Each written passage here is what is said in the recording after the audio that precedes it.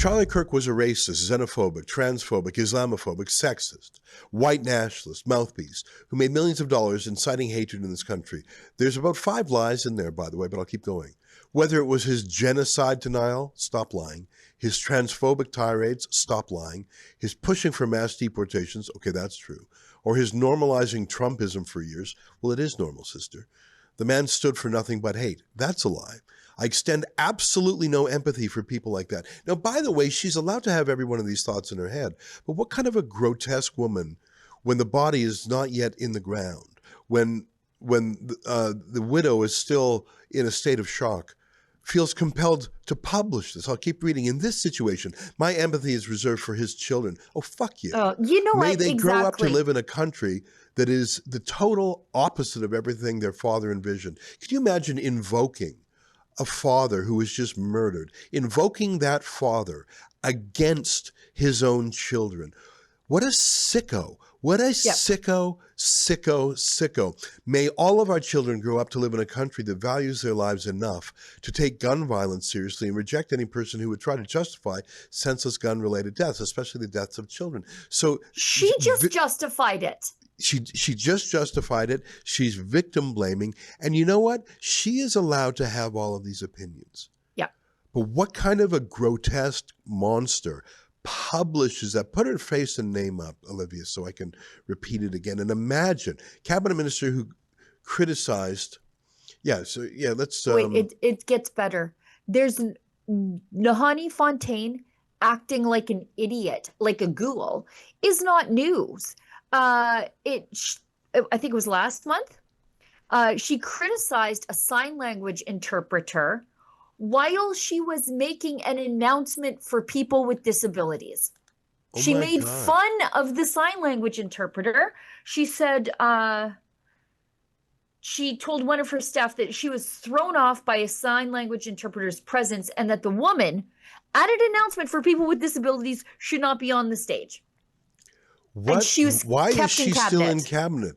Put the picture. Yeah, Manitoba minister who criticized sign language interpreter. Could you imagine doing that? At a disabilities announcement. You know, she's sort of pretty. I wonder if she's having an affair with Wapkanu. I can think of no other reason that he wouldn't fire her. Yeah.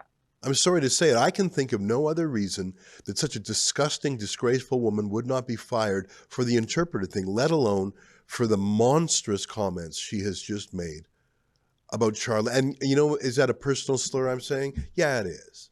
Because apparently that's how it goes in Manitoba now. Here's the, you know what? I say, let everyone who is jubilant about this murder, let them be barred from America. And you know what? A cabinet minister from Winnipeg, you know what? You know when they go to America? I forget what, look at that. What hold does Nahanni Fontaine have on Canoe? So I guess I'm not the only one who realizes that there's no brains there and there's no heart. So maybe it's other things. That tweet there, put that up there. This is from Calvin Klein, who is a journalist. Premier refuses to do anything. Wapkanu told reporters he would not remove Nahanni Fontaine from cabinet over a disgusting social media post following the assassination of Charlie Kirk. That's not leadership, that's fear. But of what? Well, of a woman scorned.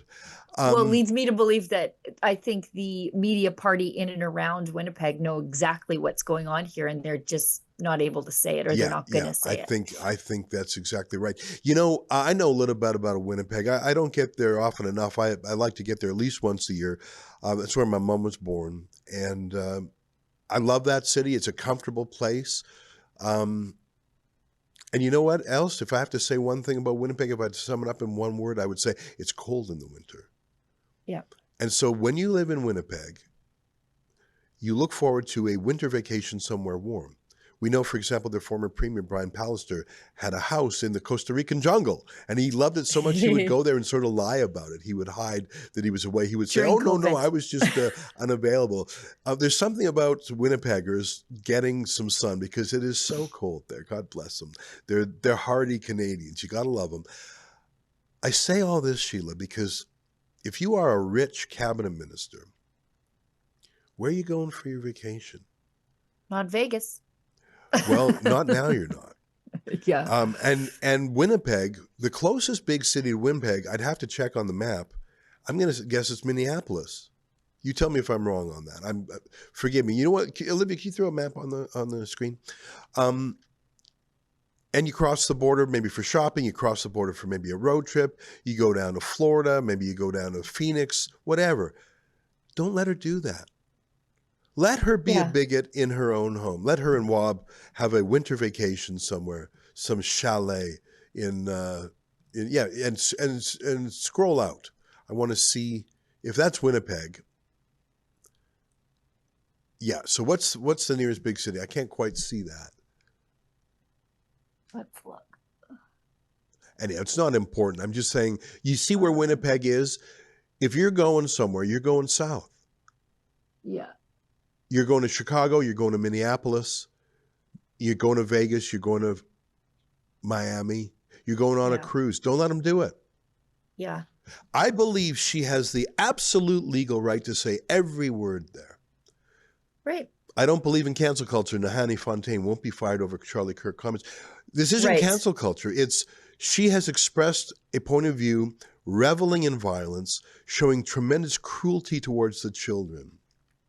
It would be too easy to show her the door, Manitoba Premier said.